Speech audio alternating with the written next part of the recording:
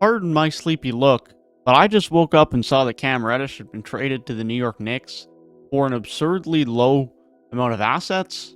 And I had to talk about how much of a W this is for the New York Knicks. And as my excitement for the start of NBA trade season is approaching, this is the first big trade. We got to talk about it. Let's talk about Cam Reddish heading to the New York Knicks. So the full details of the trade are as follows. The Atlanta Hawks are trading forward Cam Reddish to the Knicks.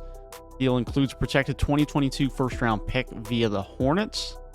The protections on that are not disclosed. However, Charlotte are looking like they're going to be a playoff team, so it's not going to be a lottery pick by current looks and projections. The Knicks also acquiring Solomon Hill, who is out for the season, and a 2025 second-round pick via Brooklyn in the trade. And then Woj adds on after the fact that New York is also including Kevin Knox to Atlanta.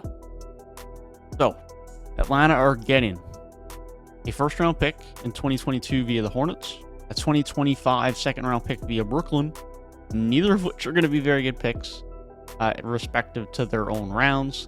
First will not be a lottery, the second will likely be a late second, and then they get Kevin Knox as well.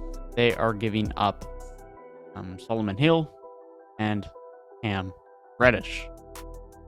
The Knicks, kudos to their front office. I know the Hawks were rumored for a while that they were willing to give up Cam Reddish for a first-round pick. But Cam Reddish for a non-lottery first-round pick seems like an absurdly good trade. Alongside the fact that you gave up Solomon Hill, who of course is not around for the year, but it's still some amount of value as a depth wing. That second-round pick doesn't really mean anything, and you get back Kevin Knox, but that doesn't really mean much either unless he somehow just develops a ton, which doesn't seem likely at this point. The Knicks get a really good two-way wing. They're going to improve their wing depth, which I think is a benefit for them, especially now with Alex Burks playing more time as a point guard. RJ Barrett and Cam Reddish get to reunite from their time in Duke. If they can form some chemistry and have some good minutes there together, but he's going to be a very valuable piece of this bench. Obi Toppin's had some minutes at the 4, but Cam Reddish can now pick up those minutes at the 3 for them off of the bench. Wing depth has been something this team has needed. Before there was any changes in their starting lineup and before Derrick Rose was injured this year, Alex Burks was playing the 3, and they had Derrick Rose and Emmanuel Quickley at the 1 and the 2, and then Obi Toppin at the 4. Their wing depth was lacking, no doubt about it. But Cam Reddish comes in, is going to fill that role. He's going to be a very important part of this team moving forward. I think it's an absolutely brilliant trade by the Knicks.